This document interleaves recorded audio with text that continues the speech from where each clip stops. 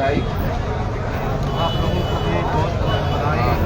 अपना समय निकाल कर हमारे जैसे उम्मीदवार पर, बहुजन समाज पार्टी के उम्मीदवार पर प्रिंट मीडिया एवं इलेक्ट्रॉनिक मीडिया के बंधुओं ने विश्वास जताया और आप लोग यहाँ आए, इसलिए आप लोगों का बहुत बहुत मैं आभारी हूँ।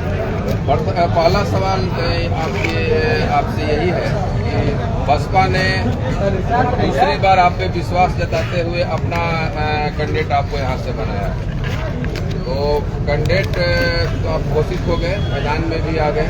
पिछली बार भी आपका प्रदर्शन बहुत बढ़िया रहा था, 48,000 आपने वोट प्राप्त किया था। इस बार आपको क्या उम्मीद है, जनता का कैसा सहयोग आपके साथ, कैसा प्रतीत हो रहा है, किस तरह का सहयोग रहेगा? देखिए, मायावती जी ने उदय प्रताप सिंह पर दोबारा विश्वास जताया है कि बहुजन समाज पार्टी के खाते में और पूरे बिहार चाहे कोई भी पार्टी हो, सबसे पहले बहुजन समाज पार्टी ने अपना पहला टिकट उदय प्रताप सिंह को देकर ये विश्वास जताया है और लोगों के मुंह पर तमाचा है जिन्होंने ये प्रिंट मीडिया और इलेक्ट्रॉनिक मीडिया के माध्यम से खबर चलवाया था। ये बहुजन समाज पार्टी का जो सिंबल है उसको खरीदने के लिए कोई और प्रयास कर रहा है, उसके मुंह पर करारा तमाचा है। किन मुद्दों को लेकर आप करागर विधानसभा में चुनाव लड़ने की तैयारी कर रहे हैं? मेरा संकल्प है कि बहुजन समाज पार्टी 19 अप्रैल 2025 से लगातार क्षेत्र में गांव-गांव, घर-घर का भ्रमण कर रही है। भ्रमण करने के क्रम में भौगोलिक स्थिति को देखना, सुनना, लोगों के जीवन स्तर को समझना, ये हमारा उद्देश्य है। और साहब, मेरा पहला उद्देश्य है कि बहुजन समाज पार्टी अगर करघर विधानसभा निर्वाचन क्षेत्र से जीतती है तो भ्रष्टाचार पर जीरो करने का काम बहुजन समाज पार्टी करेगी। इस बार के चुनाव में जन सुराज का एंट्री हो गया है, कितना प्रभाव डालेगा आपके? बहुजन समाज पार्टी किसी भी पार्टी का नोटिस नहीं लेती है। क्या यहाँ तो मिनी नालंदा कहा जाता है करघर विधानसभा को, कुर्मी बहुल क्षेत्र है, आप भी कुर्मी जाति से आते हैं, तो ऐसे में जदयू भी अपना कुर्मी जाति का ही कैंडिडेट यहाँ देने जा रही है, तो क्या आपको लगता है कि कुर्मी जाति के लोग आपको सपोर्ट करेंगे? जो पार्टी की जाति होगी अपने जाति के लोगों को देगी। मैं तो बहुजन समाज पार्टी का हूँ, जब एक जमात की पार्टी है। बहुजन समाज पार्टी की बहुत सुश्री बहन मायावती जी ने हम पर विश्वास जताया है और पूरे क्षेत्र के लोग 3,25,000 मतदाता बहुजन समाज पार्टी के उम्मीदवार उदय प्रताप सिंह पर भरोसा जताएगा। ये आप लोगों को देखने को मिलेगा।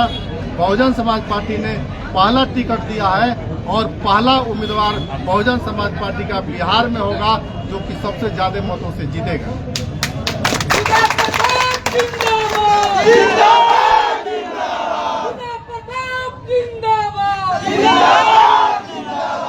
करहगर विधानसभा की अगर बात किया जाए, इसमें क्या होना चाहिए था जो नहीं हुआ है आपके हिसाब से? देखिए, मैं गांव-गांव का भ्रमण किया हूं। भ्रमण के क्रम में हमने नजदीक से देखा है, आंशिक रूप में सभी गांवों में लगभग 465 के आसपास पूरे निर्वाचन क्षेत्र के गांव हैं। आंशिक रूप से हर गांव में 1947 की जो स्थिति थी, आज भी 1947 की स्थिति बनी हुई है। कल मैं चितैनी पंचायत का दौरा कर रहा था। दौरा करने के क्रम में मैं देखा कि नैनाकुंड के बगल में छितन डेरा एक गांव है, जो वहां पर चलंत मतदान केंद्र भी है और वहां पर आने जाने का आज तक कोई सड़क नहीं। ये दावा करती है ये सरकार कि हमने पूरे बिहार में विकास किया है, विकास का ग्राफ खींचा है, कहीं कोई विकास दिखाई हम लोगों को नहीं पड़ता। ऐसे तो बहुत छितन डेरा जैसे बहुत ऐसे गांव हैं करघर विधानसभा। मैं कल गया था इसलिए छितन डेरा का जिक्र कर रहा हूँ, नहीं तो इस तरह से 20 गांव ऐसे हैं जहाँ पर कि अभी सड़क नहीं है, नाली और गली का घोर अभाव है। करहगर की जनता को क्या संदेश देना चाहिए? देखिए, करघर की जनता को संदेश देना चाहेंगे कि अगर करघर विधानसभा निर्वाचन क्षेत्र में 209 करघर विधानसभा निर्वाचन क्षेत्र में बहुजन समाज पार्टी जीतती है तो किसानों का बेरोजगारों का, गरीबों का, जिनका पक्का मकान नहीं है, उन लोगों का सर्वे कराकर पक्का मकान दिलवाने का काम करेंगे हम लोग। और करगहर विधानसभा निर्वाचन क्षेत्र में एक कल कारखाना खुलवाया जाएगा और कल कारखाना के माध्यम से कल कारखाना में जितने लोग काम करेंगे, सदन में मामला उठाकर उसमें बेरोजगार नौजवानों को, जो बेरोजगार नौजवान होंगे 209 करगहर विधानसभा निर्वाचन क्षेत्र के होंगे, विधानसभा में अमेंडमेंट कराकर, संविधान में अमेंडमेंट करवाकर उसको हम लोग नौकरी दिलवाने का काम करेंगे।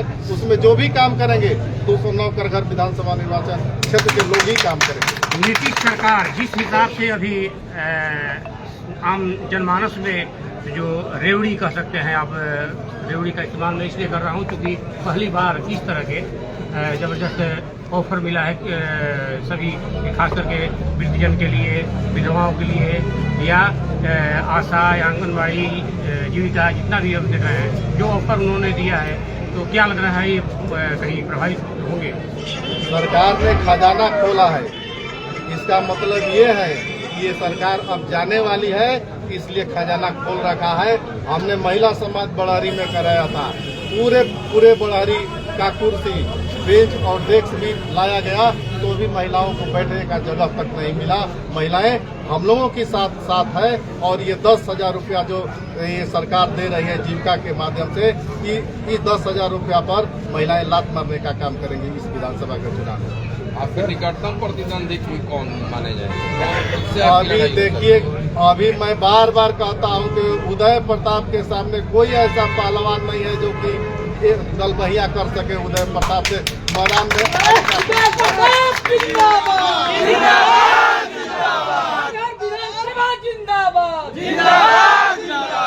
आपके सिंबल में सिंधमारी करने का प्रयास भी सुनने में आया, हवा उड़ा, जैसा आपने बताया कि विभिन्न यूट्यूब चैनलों के माध्यम से पेश किया गया। तो सिंधमारी मारने, सिंबल लेने में सिंधमारी मारने का काम कौन कर रहे हैं? ये एनडीए के लोग कर रहे हैं। एनडीए के लोग अपनी हार से बौखला गए हैं, इसलिए इन लोगों ने अब किसके साथ खेला किया है एनडीए के लोगों ने। मैं भी देखा था फेसबुक के माध्यम से, ये चलाया गया था कि 7 खोखा, 8 खोखा, 10 खोखा का बात किया जा रहा था। बहुजन समाज पार्टी पैसे वाली पार्टी नहीं है, ये जमात की पार्टी है।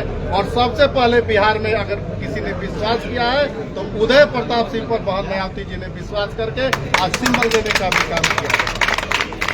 पहला सिंबल आप ही को मिला है अभी पूरे सबसे पहला सिंबल मेरा ही मिला है। आपको यकीन नहीं होगा तो आप फेसबुक के माध्यम से हमारे केंद्रीय कोऑर्डिनेटर लालजी मेधांकर साहब की बात को आप सुन सकते हैं। अच्छा, अंत में आप क्या संदेश देना चाहेंगे करगहर विधानसभा की जनता? करगहर विधानसभा क्षेत्र की जनता को मैं कहना चाहूँगा कि करगहर विधानसभा निर्वाचन क्षेत्र एकदम भ्रष्टाचार मुक्त होगा।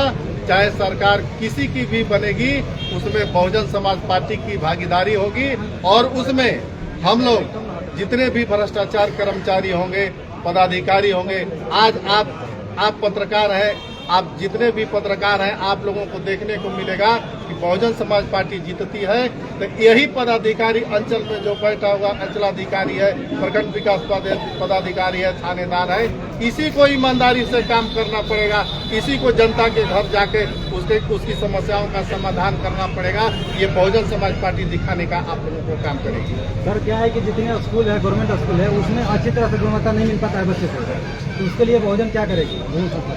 बहुजन समाज पार्टी को जीतने दीजिए, फिर आपको मैं बताऊंगा कि बहुजन समाज पार्टी क्या करेगी। सबको सुधार कर बहुजन समाज पार्टी दम लेगी। बहुजन समाज पार्टी सर गठबंधन में क्यों नहीं जाती है? गठबंधन करने की जरूरत ही नहीं पड़ती है। बहुजन समाज पार्टी अकेले, आप देख सकते हैं करगहर विधानसभा निर्वाचन क्षेत्र में कि अकेले सबका छक्का छुड़ा के रख दिया है बहुजन समाज पार्टी। और पीछे कहाँ कुछ है? धन्यवाद।